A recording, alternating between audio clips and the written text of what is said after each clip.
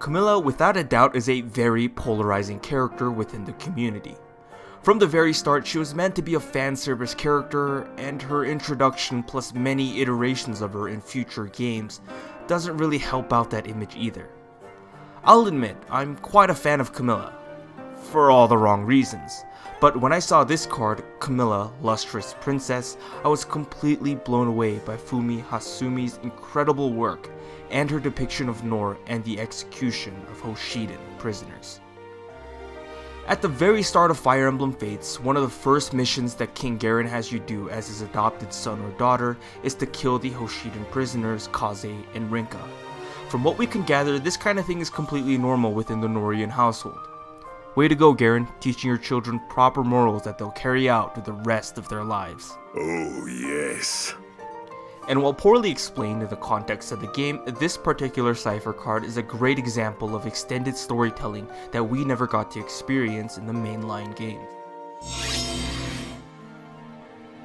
The biggest and most important part about this is, of course, Camilla, who's standing center to the whole ordeal.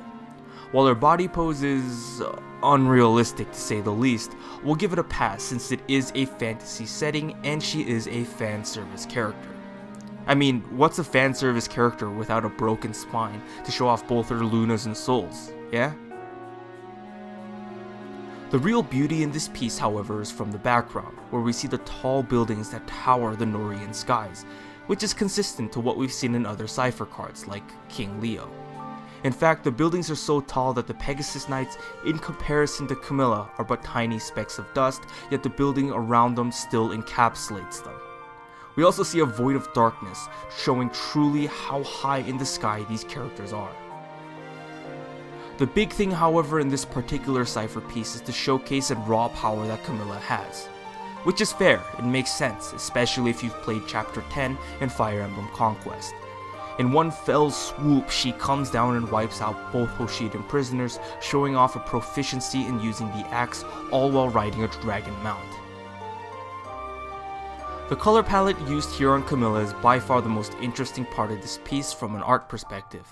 With the exception of the lights shining through the Norian towers and the big red swoosh that dominates a good portion of the picture, the only warm colors are from the gold that Camilla wears and the eyes of her wyvern mount.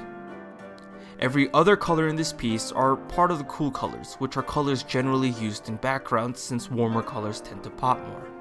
The way that Fumi Hasumi cleverly uses the color gold to attract our eyes to her personalities is, without a doubt, incredibly clever. It, in an odd way, shows a clear mastery over certain aspects of color theory. All in all, yeah, Camilla is a shameless fan service character, and that's why I really like Camilla. But the mastery in color and extended storytelling shown here in this piece by Fumi Hasumi's is why this card in particular is one of my favorite cards in the Cypher Series 15 set. This has been JaeAIK. Thanks for watching.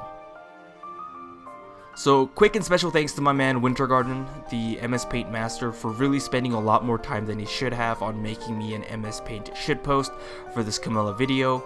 But despite this big meme, I do actually suggest checking out Fumi Hasumi's work and other cipher cards, as they are, like, really talented, despite this meme video. My favorite card that she's done is the promo card Tiki that was done for Pack 12, where she shows both young and older Tiki in the same artwork. I'm also a part of this collab that I did with a bunch of other Fire Emblem content creators back over on Dok's channel, so if you haven't already seen that, then I highly recommend that you do. That video is, in the words of May, a riot. Catch y'all on the flip side, folks.